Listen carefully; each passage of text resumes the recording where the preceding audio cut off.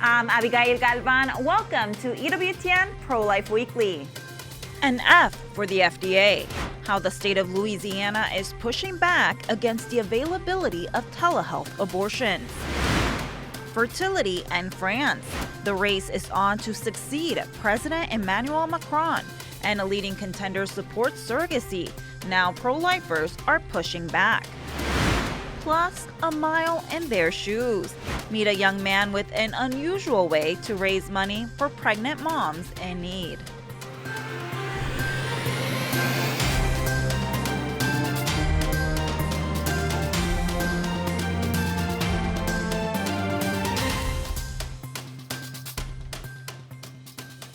A major battle over the legality of mail-order abortion drugs is speeding through the courts. Last week, pro-lifers received good news when Louisiana versus the FDA was granted an expedited hearing. Louisiana is fighting to end the FDA's policy of allowing women to obtain chemical abortions without an in-person doctor's visit. The Pelican State says the policy violates their sovereignty. It also argues being given abortion drugs without an in-person visit is very dangerous and leads to major health care expenses due to the injuries suffered by women who obtain chemical abortion drugs online. The case is drawing a lot of attention. Louisiana has some of the strongest pro-life protections in our country. It was ranked second most pro-life state by Americans United for Life. But in 2023, that suddenly changed. Louisiana fought very hard to put in place laws that protect women and the unborn here in our state. And unfortunately, the abortion drug regime, as it stands right now, is making it very hard for us to do that, for us to enforce our laws and to protect the babies and their moms that our laws are intended to do. The FDA lifted its in-person requirements to obtain abortion drugs, allowing for mail-order abortion drugs to flood the market. We're seeing more abortions occurring in the state of Louisiana than before the Dobbs decision. That's unacceptable. Upwards of 1,000 abortions a month. That should not be occurring but for the FDA's actions, and that's why we're holding the FDA accountable and seeking judicial relief immediately. But the legal fight extends beyond the FDA itself. Well, there's nothing typical about this litigation. We've been finding it for years. The Supreme Court, through its shadow docket, has intervened in multiple lawsuits, not just in the FDA context. But here we are battling against not just the FDA, but also the abortion industry. And interestingly enough, the abortion industry went to the Supreme Court seeking relief. The FDA did not actually seek emergency relief, but the Supreme Court granted it. And so right now we had a victory at the Fifth Circuit previously. We're back at the Fifth Circuit fighting again against the abortion industry and this mail order regime. Behind these legal battles are real women and children who are being exploited and harmed. It was really terrifying, honestly, to work in this space and know how easy it is for anybody who wishes you harm to obtain these pills and to poison you with them and to cause you great bodily harm, but to intentionally cause great bodily harm to your baby as well. With this being introduced into the landscape, it really terrifies me for young women that people who don't wish for them to be pregnant or just wish ill on them can so easily use these drugs to accomplish a very nefarious purpose. And let's not forget the brave women speaking up at their own expense to protect others from experiencing what they've endured. I would like to remind people that the plaintiff in this case, Rosalie Markozich, and then the women who are coming forward elsewhere, unfortunately have exposed themselves to some unkind scrutiny. And they have been very, very brave to open the deepest part of them, probably the most hurtful thing that has ever happened to them and will ever happen to them, and make it public knowledge so that in the hopes of saving another woman and another child from going through what they've gone through. These are not women who have anything to gain. They don't gain financially from exposing these horrors that are available because of the abortion drug industry today. And so the battle continues. Well, the Fifth Circuit has expedited our appeal and have already scheduled oral argument to occur on September 9th in New Orleans. And so we're looking forward to having our day in court and showing the damage that the FDA did is not just devastating to Louisiana, but to all pro-life states and to many women and children across this country. And we're excited to have our day in court and to hold the FDA accountable. If nothing else, we hope that it forces the FDA and America to take a harder look at these drugs. But of course, we would love to see the drugs removed from use or much stricter safeguards put back into place on their use. Now to Capitol Hill, where at least temporarily, Planned Parenthood regained access to hundreds of millions of dollars in Medicaid funding. Republican lawmakers failed to pass an extension of the one-year measure that stripped the abortion giant of $800 million of taxpayer funds.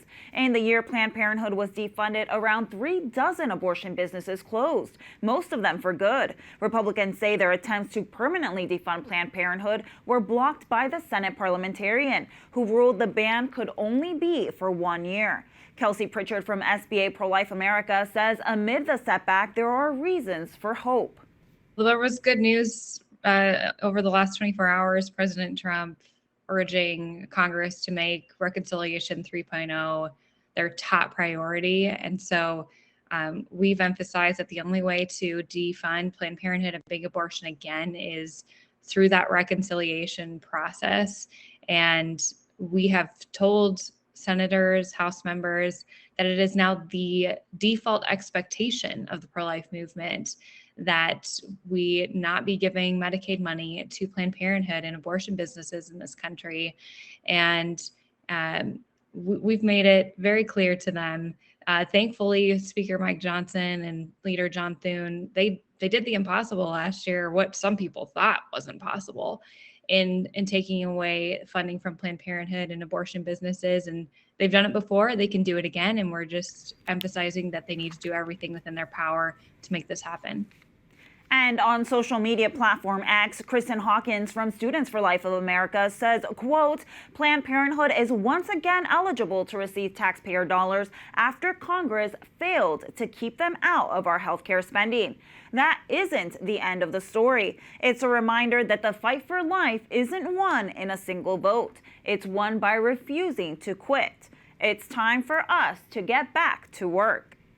Now to France, where the race for the country's presidency is shining a light on surrogacy. Former Prime Minister Gabriel Attal is a leading candidate in next year's election. He is renewing his years-long call for a national debate on legalizing surrogacy. He also says he wants to raise children with his same-sex partner. For now, surrogacy remains prohibited in France. President Emmanuel Macron calls the legalization of surrogacy, quote, a red line. Macron and Attal are both members of the Renaissance Party. Macron is barred by the country's constitution from seeking a third term. The Catholic Church strongly opposes surrogacy because it introduces a third-party intrusion into the unity between a husband and wife. For more, we turn to Brian Lawrence Gonsalves, EWTN News correspondent based in Europe, who has been following this story. Brian, it's great to have you back. Tell us more about Gabriel Attal. He is one of the candidates for the 2027 French presidential elections. What can you tell us about him?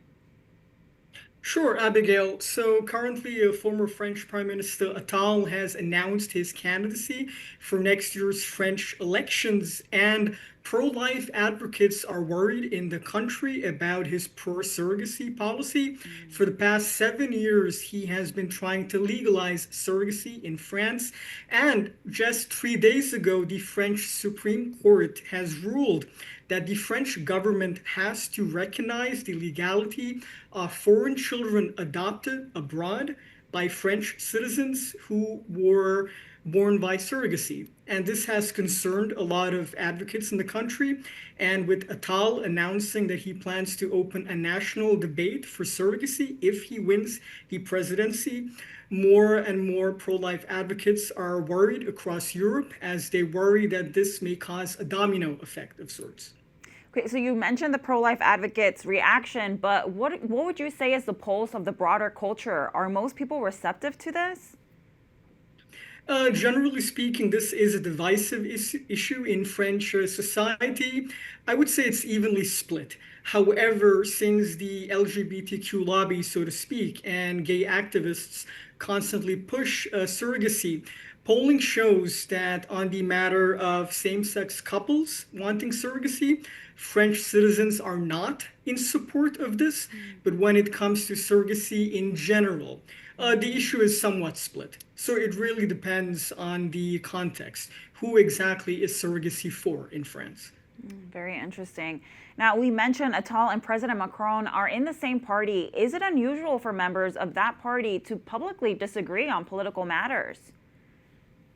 I would say it depends on the matter specifically. With regard to surrogacy, it has always been a red line in French society. When Attal announced that he would put forward a national debate on surrogacy, everyone in the French political spectrum was upset about this, including members of his own party, the Renaissance Party. So this was quite rare, and this is not normally done, where everyone is upset on a single issue. And this just goes to show how serious surrogacy is a matter in France. Now, France is one of the few countries in the world with abortion enshrined in its constitution. Where do you see the battle over surrogacy going?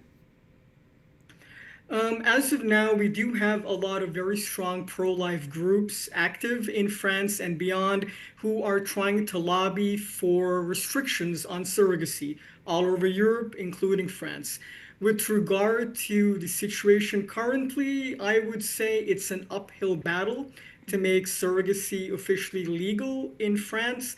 However, it really depends on if the Renaissance Party manages to get both the upper and lower levels of the French Parliament and Senate in next year's elections. Okay, now staying in Europe, you recently worked on a story on the claims that Iceland eliminated Down syndrome through abortion. This has long been repeated in the mainstream media, including earlier last month. Can you tell us what are some of the things that you found?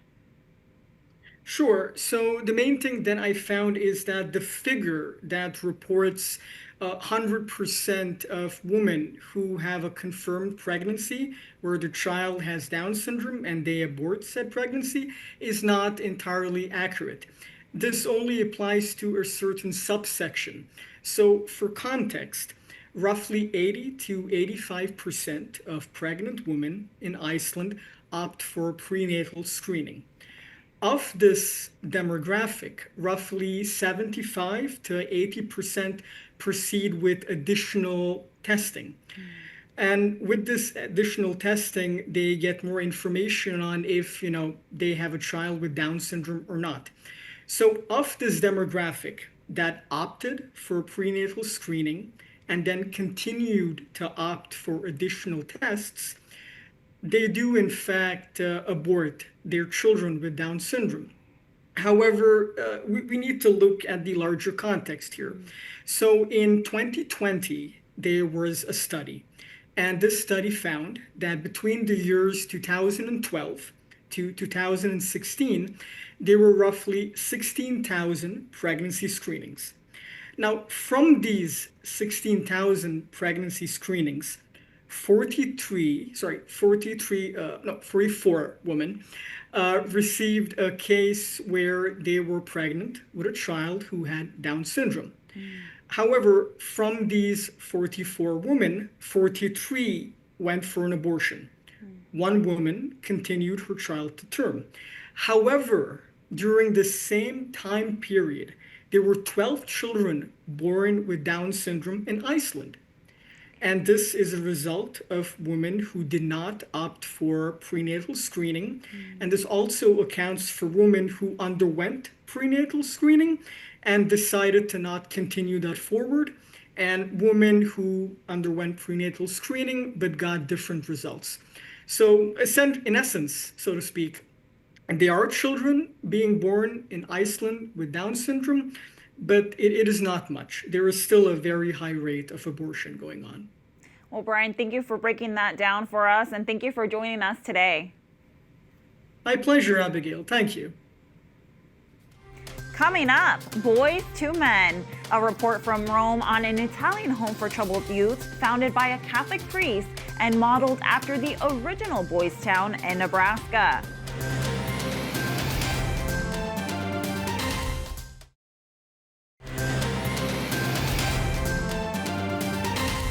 Welcome back to EWTN Pro-Life Weekly. I'm your host, Abigail Galvan. The famed Boys Town in Omaha, Nebraska, founded in 1917 by Father Edward Flanagan, changed countless of lives here in the United States. It also inspired an Irish priest based in Italy to found a similar ministry. EWTN Vatican contributor Zofia Czubak has more.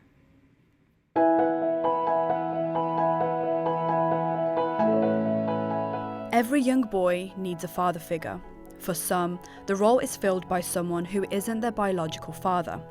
At the Città dei Ragazzi, the city of boys in Italy, it was Irish Monsignor Carol Abing. What Monsignor gave us is impossible to fully describe.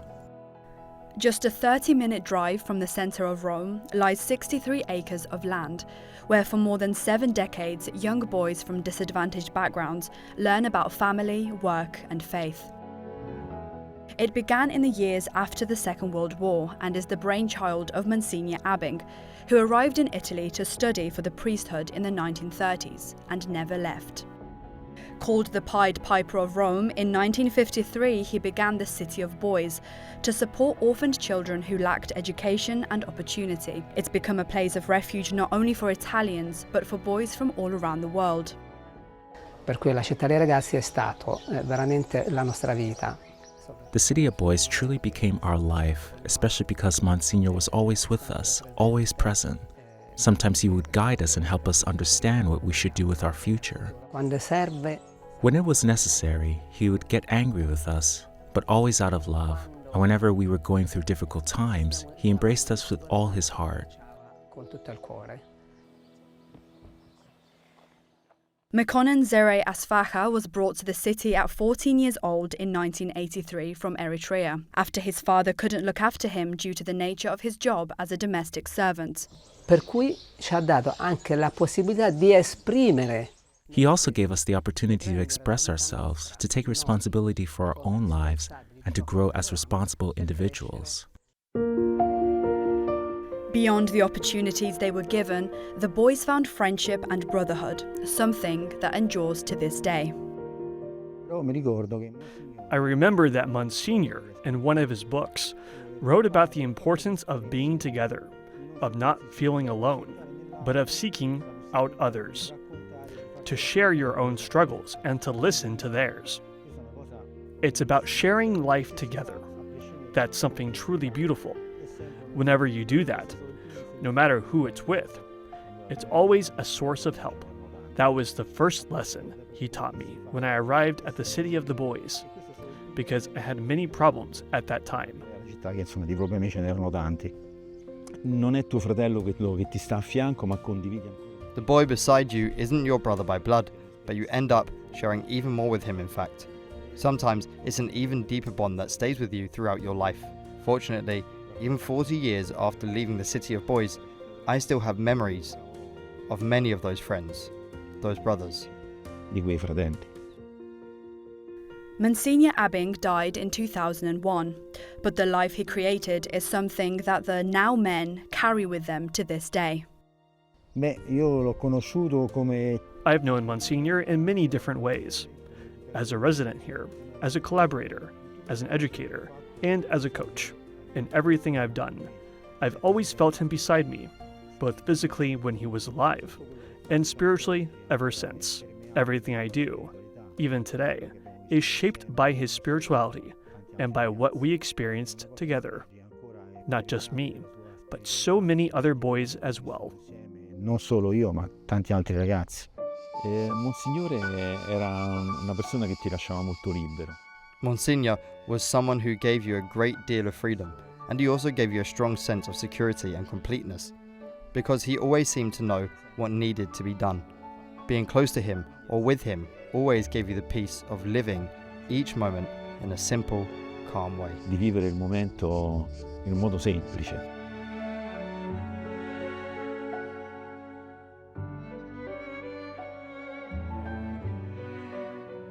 ci ha dato. Più, come dicevo prima, più di quella. As I said before, he gave us even more than the best family in the world could give. And it wasn't about money. It was the love he gave us that made us feel rich, protected, and equal to everyone else. We truly felt free. È uguale agli altri. Ci sentivamo veramente così liberi. The Città dei Ragazzi remains active, with 34 boys calling it home as they receive the support and stability they need to build their futures. Although times have changed, Monsignor Carol Abbing's legacy lives on, giving young people a safe place to land, the chance to find their feet, and the opportunity to build a life they can be proud of. In Rome, Zofia Czubak for EWTN Pro-Life Weekly. What a beautiful reminder that we have a loving God who provides for all our needs, but he needs our yes. EWTN News in Depth recently traveled to Omaha, Nebraska to visit the original Boys Town, which began as a way to welcome boys and later girls as well in need of a second chance.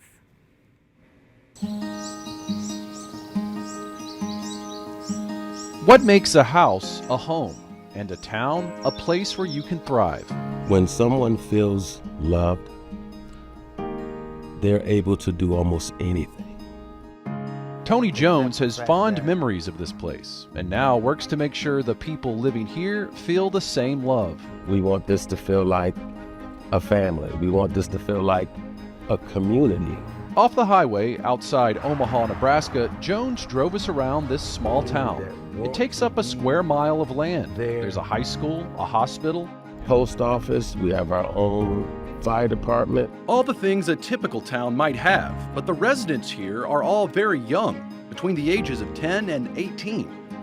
The adults are the town staff and professionals who are all united in caring for the children. The community comes together. It's the mission and name that really puts this place on the map.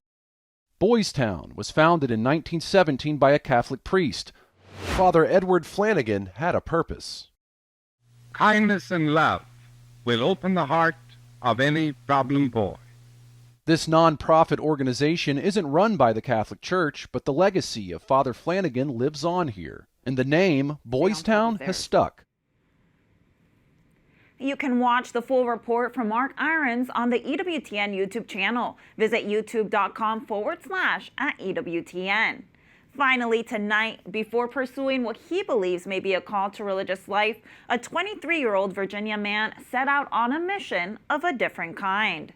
Jared Plasberg spent 114 days running across the country, raising money for women facing crisis pregnancies. And the entire time, he pushed an 80-pound stroller that held his supplies, symbolizing the support mothers need during pregnancy. By the end of his 3,000-mile run from San Diego to St. Augustine, Florida, Plasberg raised $20,000 for a pregnancy help center near his alma mater, Christian College, in Front Royal, Virginia.